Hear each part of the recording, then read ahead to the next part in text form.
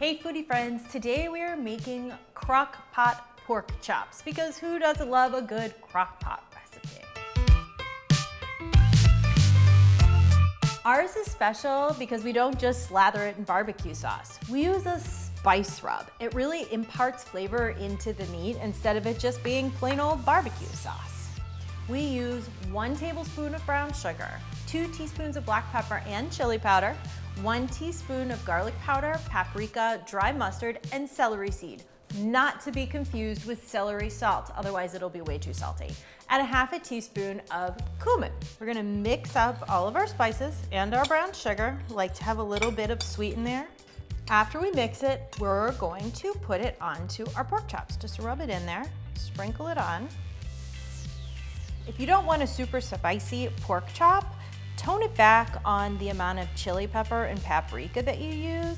You could also put more brown sugar in so that it's a little bit sweeter. We'll flip these over and get the other side. I also like using this extra thick pork chop. Extra thick means that it's not gonna dry out too fast while it's in the slow cooker.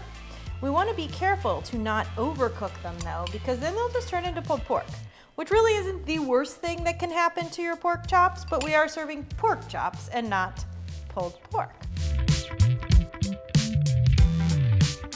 I'm gonna let these sit for a minute while I make the sauce.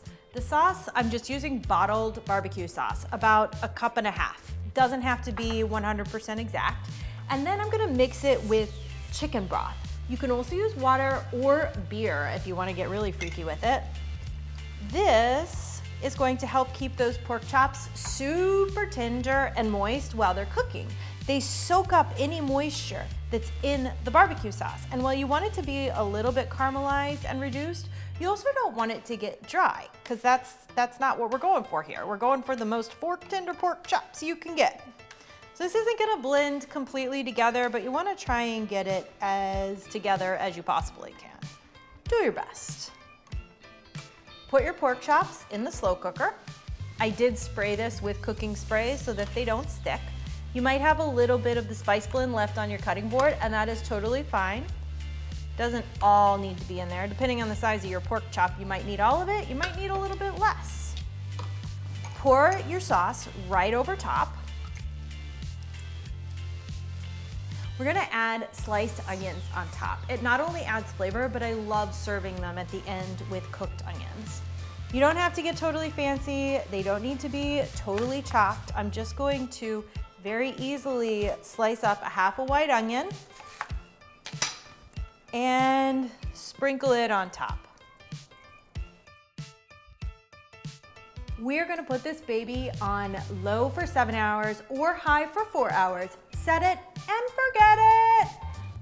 Now that I've been sitting here watching pork chops cook for 4 hours, we're ready to finish them off.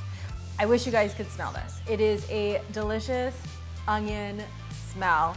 A little bit zingy, a little bit tangy. You can smell it in the air. They're ready to go. We're gonna take them out of the crock pot, and you could just eat them right now if you wanted to, but we're gonna take it a step further. These are crock pot pork chops elevated. Set them on to a heavy duty baking sheet. As you can see here, we've got barbecue sauce, we have those onions that have stewed in all of the spices, and we are going to top it with sharp cheddar cheese. If you want a different flavor and a little bit spicier, use pepper jack, you can use provolone, you could do mozzarella. I like sharp cheddar. Sprinkle it on a good bit.